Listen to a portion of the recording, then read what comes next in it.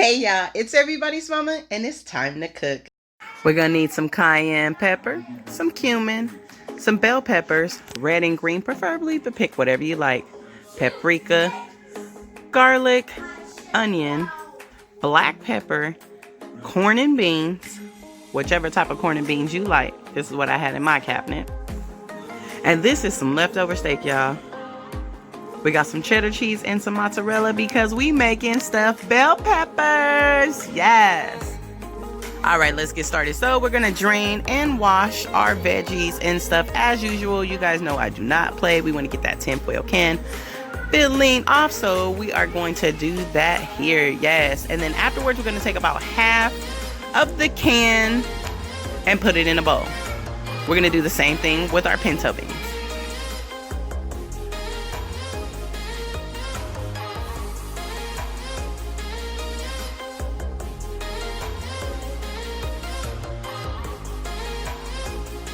Make sure after you drain your pinto beans, you wash those thoroughly. Beans come in nasty little gunk, and we don't want that either. It's going to defer the taste of our ingredients. Now we're going to take this leftover steak, you guys, and I'm going to kind of chop it up with my scissors here and try to keep it about the same consistency of our beans and our corn. This is the consistency we want the steak, you guys. Yes, it still has a little bit of red, and that's great. Drop a small pat of butter in a skillet. We're going to go ahead and put our steak in the skillet with a little more cilantro, and we're going to cook this for about 1 to 2 minutes. Yes, quickly, 1 to 2 minutes. We still got to put this in the oven, and we don't want to overcook it. Wish I could smell them aromas. It's done. Go ahead and put it in the bowl with our corn and beans. Next, we're going to go in with our cayenne pepper and our cumin. Cayenne pepper, we're going to go in with 1/4 of a teaspoon and then half a teaspoon of cumin. That's also a 1/4 teaspoon we're going to be using here for our garlic and our onion. We're going to use some paprika, give it a little shake, shake, shake.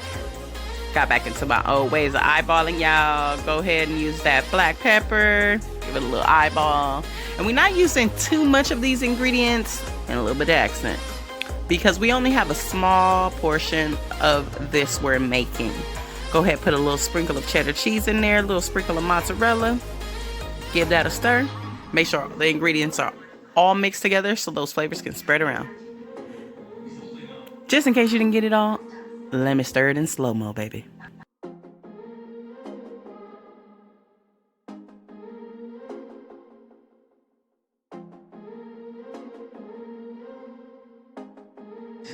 This looked like a whole Chipotle burrito.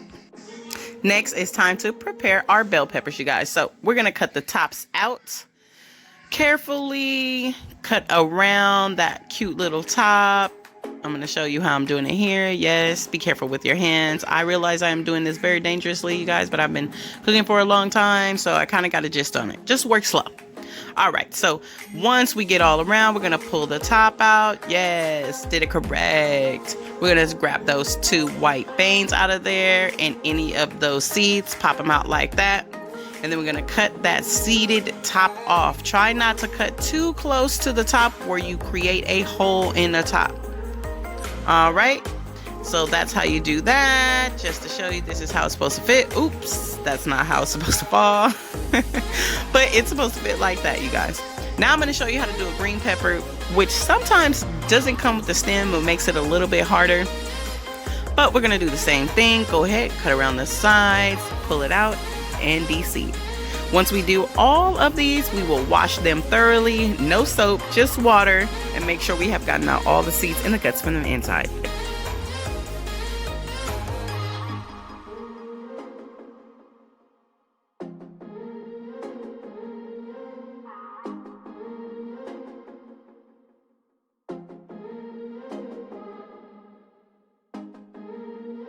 All right, now it's time for the fun part to get our layer on. All right, so we're gonna start with our meat corn bean mixture, stuff that down in. Then we're gonna go in with cheddar cheese and then mozzarella cheese. Okay, and then we're gonna repeat this process. Now, our final layer we want to be cheddar cheese, you guys. And if you don't want to use a little scooper, you don't have one, it's okay. Use your hands, because you see I'm having to use my hands anyway. Boop, a little bit of cheese. And then press that down. Go ahead, stuff it with our cheddar and our mozzarella. Go ahead and push that bad boy down. Now, I know a lot of people always say like, oh, they usually don't eat the whole bell pepper. At my house, we do, and it's because I cook these bell peppers for about an hour to an hour and 25 minutes, you guys. So until the bell peppers are nice and tender on the outside. So after you fill them all up, we're gonna go ahead and put them in a pan and sprinkle just a tiny bit of garlic powder on top, you guys, because I want it to be extra flavorful. And what you can also do, which I forgot out, you guys, is take a little bit of olive oil and rub it around your pepper, then sit it back into your stove. Put it on 400 degrees. We're gonna cook these babies for an hour. And yes, I forgot, add a half a cup of hot water so we can steam it up. And about an hour later, this is how they're looking. So delicious. If you want your peppers a little more tender, go ahead, cook them for about 20 to 30 minutes longer. But honey, this was everything for me.